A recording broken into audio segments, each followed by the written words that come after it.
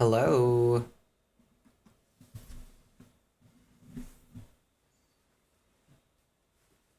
Welcome to the stream.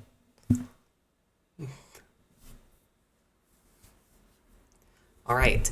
So today we are talking about the quote-unquote raid on Trump's home in Mar-a-Lago. And I say that in quotes because it was not a raid, okay? It was the execution of a search warrant. This happens all the time, all over America. This is a very typical criminal law procedure. I don't understand the media's rhetoric. Well, I do understand it, and I'm going to get to that. But the topics we're going to be covering today is pretty interesting in my opinion. So the first one is how warrants typically work, and we're going to compare that to how this warrant works. I'm going to actually go over the warrant itself because we finally got it released. By the way, this was part of the reason that I decided to wait. I know a lot of people just jumped right in to start talking about this. I decided to wait specifically because I wanted to wait for more information to become available. And I'm glad I did because, for example, I never could have actually shown you the warrant and shown you the reasoning that was given on the affidavit if I hadn't waited, because that was only unsealed, I believe, on Friday. So then I'm going to talk about the legal standing of this case. Could Trump be facing criminal charges here? Surprise, surprise. The answer is yes, but I doubt they're going to actually go after him.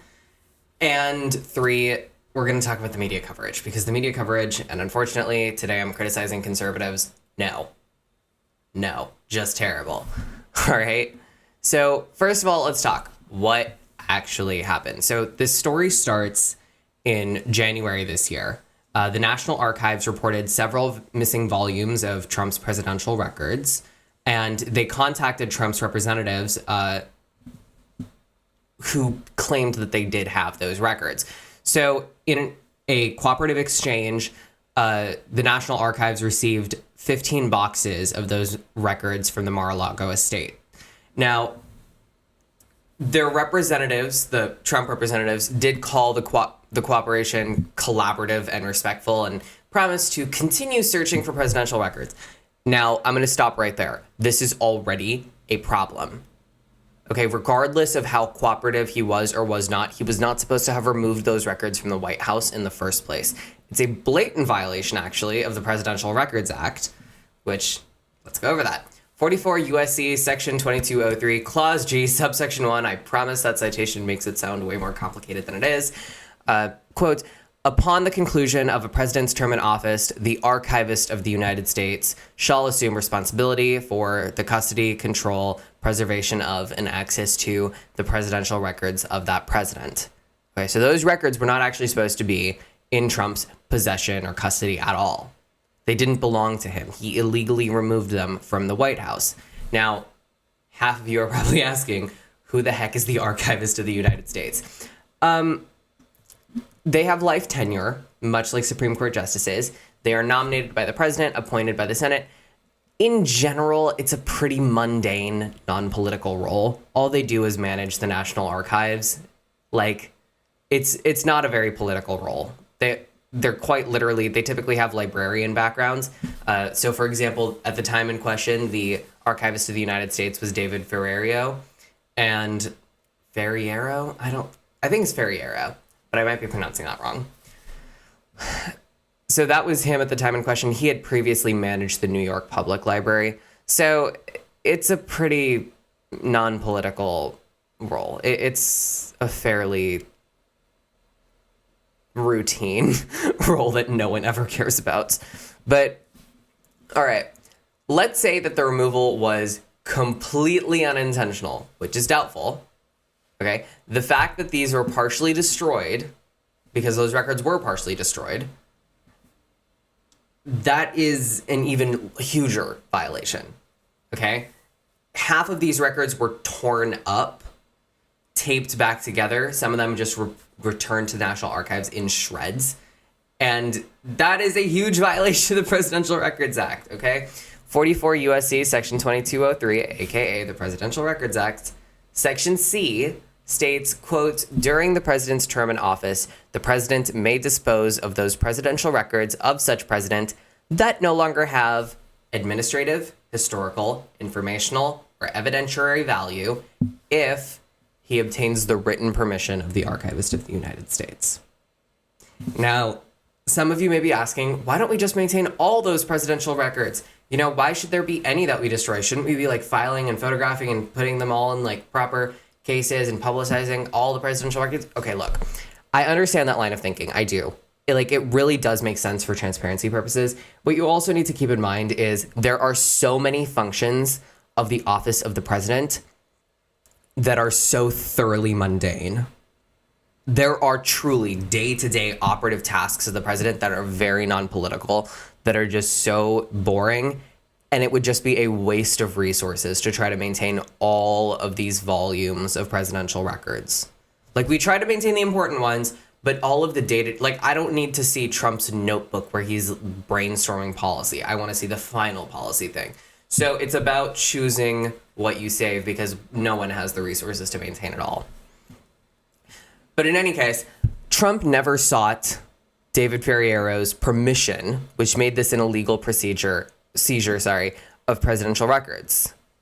Okay, so according to the Associated Press, in a January 31st statement by the National Archives, quote, some paper records from Trump's time in office had been torn up by Trump.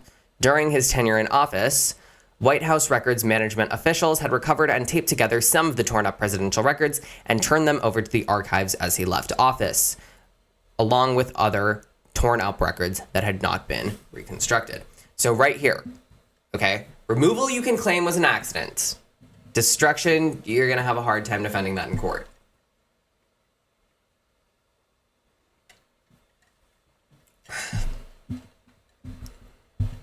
All right. So, and last thing, not knowing the law, which I doubt he didn't as the president, it's not a valid defense. He did have the mens rea necessary to commit the crimes here. You don't have to know the law. The expectation in our justice system is that you know the laws that apply to you. So then we have to talk about what happened this month. And I'm going to break this down further, but in general, overview. 1, the DOJ petitioned for a search warrant. 2, the federal court granted the search warrant. And 3, the DOJ executed the search warrant by searching Mar-a-Lago and seizing the documents in question. And 4, Trump threw a tantrum. So first of all, let's talk about the warrants. How do warrants generally work? This is actually a very interesting question. This is not one of my legal specialties. I'm very much constitutional law. This is very much criminal law, but I've done some research and I can confidently deliver this. So there are 4 categories of things that a warrant can grant access to. The first one is evidence, particularly evidence of a crime. The second one is contraband, or like the fruits of a crime. And the third one is the tools of a crime. I'll get to the fourth one in a second. So let me explain. Evidence of a crime. This is, you know what? Why don't I give you an example? Actually, that might be the best way to explain this. Let's say you commit a simple hijacking, like a car hijacking. We're not talking about like terrorist acts. Like you hijack a car. No one was in it, right? You use a coat hanger to get into the car, and then you wire the car, and then you leave. Well, there are 3 things that the warrant would ask for. So let's say evidence of the crime. What are we looking for? Well, we might be looking for of a written communication to a friend talking about committing the crime. That's evidence. Contraband, or stuff that was taken during the crime. We might be looking for the car itself. And the tools for the crime, we might be looking for the coat hanger you used to get into it. So the tools that were used to commit the crime are the tools that are going to be used to commit a crime in the future. And then the 4th category, which I didn't talk about, is actually people, which is interesting because we don't think of people as property, at least not since the ratification of the 14th Amendment. So yes, let's say if you've ever heard the phrase, I have a warrant for your arrest. Yeah, so that's the 4th category. I have a warrant to arrest somebody, or I have a warrant to retrieve somebody who is being illegally captured or detained. So now let's talk about how are those warrants typically obtained. Now I'm only going to talk about the federal court procedure because states don't have a uniform procedure. Typically it mirrors the federal courts, but it's a little bit different. So the first step is that the Department of Justice has to request a warrant from a district court with jurisdiction. Now, I need to talk about this. The people who are saying that this was from a local court and they chose not to go to a bigger court, there was only one court that had jurisdiction. Circuit courts and the Supreme Court have appellate jurisdiction. I don't know, like, if you had taken this to a bigger court for public opinion, they would have said, you have to take it to the circuit court where Mar-a-Lago is, because that is the court with jurisdiction on this matter. This is written into law. District courts have original jurisdiction. So there was only, it's not like the FBI chose the court favorably. There was only one court that they could have actually gone to get this warrant. Okay? At that point, a judge who has no political beholdenness, because remember, they have life tenure, they can't be suspended, they don't have term limits, they granted the warrant. Okay? Now, here's the thing. This is a very typical procedure. The judges don't actually have as much discretion when granting warrants as you probably think that they do. Okay? So there are only two things that the judge needs to verify, and then they're kind of obligated to grant the warrant. One, that the items requested in the warrant fall into one of those legitimate categories and are tied to a legitimate investigation. Remember, that was evidence, contraband, tools, and people. And two, that there is a fair probability, which most judges say is 40-ish%, that the items requested will be found in the place specified. Now, this does not mean that you actually committed the crime. You might not even be the subject of the prosecution. This is literally just the discovery phase. And in this case, it could have actually just been to retrieve the documents back. Okay? Again, what I want to emphasize is if you have that 40% probability and you meet all those requirements, the judge is obligated to give you the search warrant. Because if they don't, you can appeal it. And a higher court has numerous times affirmed that that is the doctrine. 40%, you have to grant the warrant. Now, there is also a special consideration for political candidates specifically. Okay? So this is DOJ policies. This isn't required by law. They also require the approval of the Attorney General of the United States. Now, so this was not a deviation from policy. When Merrick Garland said that he had personally signed off on this, yes, because that's what's required of presidential and vice presidential candidates. Okay, the Attorney General does need to sign off on it. Now, what did Trump's warrant actually look like? I'm going to say this right now. Perfectly normal. Trump's warrant looked perfectly normal. I am going to actually go through the filing right now, but first, it granted a 14-day period for execution. That's very standard. And two, it required a daytime search. Let's talk about it. So I have the warrant right here. Let me pull it up. So this is the first page of the warrant itself. And what you can see here is the cover page. So it says notice of filing of redacted documents, and it's signed by the attorney who's managing the case. So this is the cover page. And now I'm going to show you the second page. So this is the actual filing itself. This is the affidavit. This is probably the most interesting page, so I want to talk about it for a sec. Okay? So what it says here is that the law enforcement officer is commanded to execute the warrant on or before August 19th, 2022, which means not to exceed 14 days. That is very standard in law. And then in the daytime between 6 a.m. and 10 p.m. Now, the reason that you might not require a daytime search is if there is good cause to believe that there is a tactical necessity to search at night. So that does happen, but in this case, they didn't require them to. And then it also requires that any item seized must be kept in an inventory and submitted to the duty magistrate, which is, again, completely standard procedure. This looks like a very standard search warrant.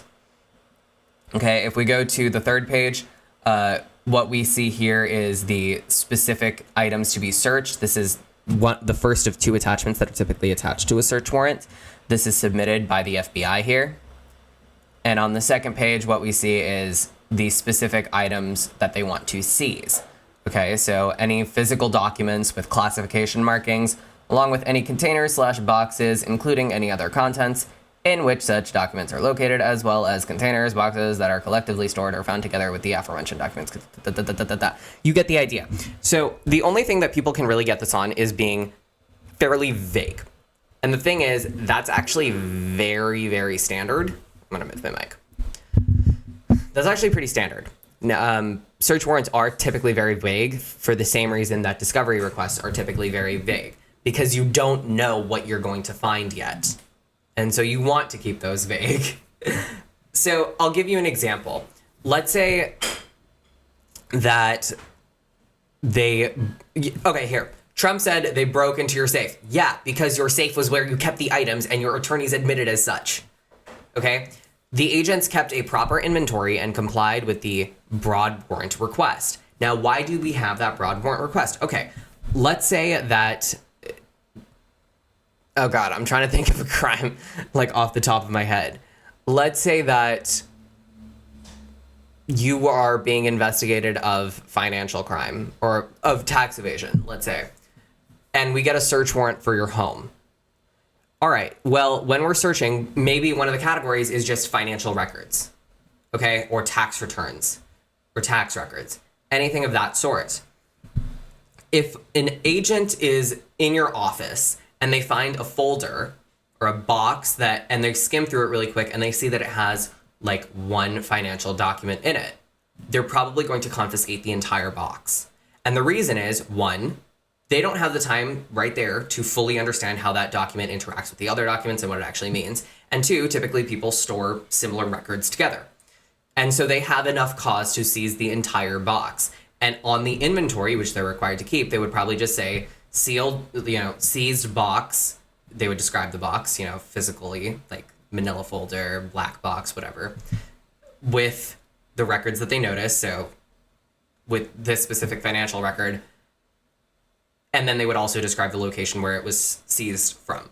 So that is a completely standard search warrant. I do not understand why any of this is special to Donald Trump. Okay? So then we have the question of why was this warrant not unsealed initially? You know that it was protected for a couple days. And the answer is policy and procedure. Okay, typically we don't unseal search warrants while they are under ongoing investigations to protect the sanctity of the investigation. But here's the thing. When Trump continues to talk about the fact that he really, really wants the DOJ to release the search warrant and he demands that it's unsealed so that we can see the reasoning, here's the thing. I don't think you understand how this works. When someone says that they served the warrant on you, it means that they handed it to you. You have First Amendment rights. If you wanted to, you could have published it on your own. You didn't. You're here pretending like you don't have it. When in reality, again, all you have to do is click a picture of it, post it. You could do that on your own. And also, when Trump claims that they didn't need the warrant and they could have had the documents whenever they wanted without being political, not true. Okay? 1 month ago, they served a subpoena on you, which was court ordered. He failed to comply. Okay. Trump is literally AOC right now. You remember the time when AOC pinned her arms behind her back and pretended like she was in handcuffs or outside the Supreme Court? Yeah, that's what he's doing. Okay? He literally has the warrant and he wants to pretend like he doesn't have the warrant and that the DOJ needs to release it, which now they have, which is why we just got to go over it. He wants to pretend like he doesn't have the warrant when, of course, he has it himself. He's saying that they could have had the documents whenever they wanted. Well, here's the thing. First of all, they tried to just negotiate with you to have you willingly hand them over. You willingly chose to withhold some of them. Then when they got a court-ordered subpoena, which meant that you just had to turn them over, you refused to comply with it outright. So then they finally got a warrant and searched your home, and now you're up on your soapbox crying about it. You literally did this to yourself. You had every opportunity just to turn it over, and then when the DOJ finally forced your hand, which, by the way, I'm pretty sure was your intention, so that you could turn around and make a big fuss about how awful and evil the DOJ is, now you're crying about it. You were every opportunity to just turn it over. And then when they finally said, all right, fine, court, can we please just have a warrant to search his house and take them ourselves? Now you're mad. Okay? This is electoral in nature.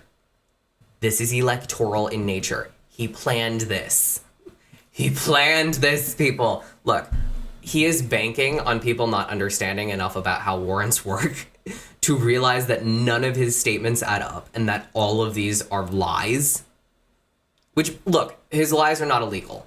Just like how January 6th inciting an insurrection was not illegal, it's still awful. And so while I don't blame a majority of people who just don't know about all these procedures and who probably have very founded mistrust of the government in general, I don't blame them for understanding this. What I am saying is that if you are watching this video and you still continue to believe Donald Trump, please DM me because I have some magic beans and an oceanfront property in Arizona to sell you. Okay?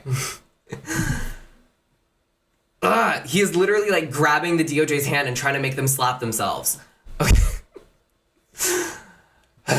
Okay. So after the fact, what has happened? What do we know now? So the items that were seized, we have a couple of general ideas. First of all, we had some communications between Trump and the president of France. Seems pretty standard diplomatic procedure. It had to do, I believe, with with the United States membership in NATO. It doesn't seem very special. It had the grant of clemency for Stone, which he granted. As you know, Trump granted clemency to Stone. Again, this was all public. I don't see why the records itself are very secretive. But 3, the nuclear documents. This is interesting because these could not have actually been declassified by Trump himself. Okay, so it actually throws a wrench in Matt Walsh's statement, which I'm going to go over in a second, where he was like, he could have just declassified anything he wanted. Not nuclear documents. Nuclear documents have legal exceptions where the president is not all-powerful over declassification. So, for example, let's read Matt Walsh's tweet. Quote, "They're saying they raided Trump's home because he had classified documents. This already makes little sense because Trump, as president, had the power to declassify literally anything he wanted whenever he wanted." Sorry, Matt, you're dead wrong here. You're dead wrong here. Okay, first of all, it was not a raid. Okay, it was the execution of a lawfully issued search warrant. And 2, while he was president, he could declassify records, but he couldn't take them home. Those are not the same thing. And also, declassification does nothing for him if his intent is to keep something secret. He can make something public, he can't keep it secret. The only way he can keep it secret is by illegally seizing them. And lastly, the documents at issue pertain to nuclear weaponry, which are one of the few categories where the president does not have plenary power over declassification. Okay. He's not the only one. I see a lot of terrible legal takes from conservatives right now. Ben Shapiro, we won't know how fully insane the FBI raid on Trump is until we see the warrant and warrant application. But after Russiagate, years of investigation predicated largely on Clinton campaign misinformation, if the basis for this isn't bedrock solid, there should be heck to pay. I'm paraphrasing because I don't like swearing. Okay. Bullcrap. I just said I don't like swearing. Yeah, that was consistent for me. When you say we won't know how fully insane the FBI raid is on Trump, just that phrase. First of all, you're already saying it's insane. And second of all, it's not a raid. It's an execution of a lawfully issued search warrant. Until we see the warrants and warrant application. Yeah, well, we have it now. But after Russiagate, I don't see how Russiagate has to do with this, because Russiagate was a congressional thing. The same way that they tried to make a huge deal out of January 6th, the same way that they tried to drag Clarence Thomas through the mud during a Senate confirmation hearing. The FBI sort of went very quickly like, yeah, there's actually not that much support for this. There were individuals in the FBI who used their power to promulgate the lie that Russiagate was real, but I really don't think that you can equate those two, because Congress is known for making a public spectacle out of things. The FBI is actually known for carrying out fairly normal operations reliably. Okay? Also, what you're suggesting is, when you say if the basis for this isn't bedrock solid, there should be hell to pay. Okay. the DOJ should not be taking public opinion into account. Similar to how the Supreme Court should not be taking public opinion into account. This is about the orderly functioning of law. He admitted to having the boxes. So I think it's a pretty solid foundation, which is why the warrant was issued. Okay. We've got another one from Ben Shapiro. Quote, so they've released the search warrant for Trump, and we now know pretty much nothing, except for one thing. They're clearly not purely searching for documents violating classification rules. This is a true deep-sea fishing expedition. What are you talking about? What are you talking about? The warrant made perfect sense. It was triggered by a failure to respond and comply with a subpoena. It was executed properly and has not been mentioned since by anyone but conservatives. And by the way, the liberal media only started covering this because conservatives did. The DOJ was willing to keep this quiet. They were not the ones who wanted to make a big public spectacle. They were just trying to get the documents. Trump turned around and made a huge deal out of it with lies because he planned this, because he wants it for electoral reasons. Okay? None of this makes sense. Well, it does make sense. None of this is true. All right. As for Trump, he needs to learn to plead the fifth. Like, I pity the lawyers. There was the Babylon Bee headline where he was literally like tied up and he had duct tape on his mouth and his lawyers were sitting next to him like, our client pleads the fifth. That's what's happening right now. I feel so bad for his lawyers who have to teach him how to plead the fifth because Trump is so famously never going to be silent. Like, he will be silent over his dead body. All right? But seriously, he needs to learn how to plead the fifth because he has substantial evidence stacked against him. And frankly, I think his intent is actually to get prosecuted. Because I think he feels like, look, everyone in my base already thinks that the government is awful. So if I get prosecuted, it will convince them that someone's after us. And so he is concocting all of these lies to try to create this menagerie narrative that the government is attacking him, when in reality, he triggered all of this. He is trying to make this worse, okay? And yes, I am still a conservative, but multiple things can be true at the same time. One, Trump is terrible for the conservative movement. Two, I pledge allegiance to conservatism, not to republicanism. And three, he actually committed the offenses in question, and none of this is unusual. Okay? This can be an unprecedented search of a president's home and also completely justified. Like I said, if you continue to believe Trump after this, please DM me because I have some magic beans and an oceanfront property in Arizona to sell you. But you better bid quickly because I have a Nigerian prince who is interested. Okay?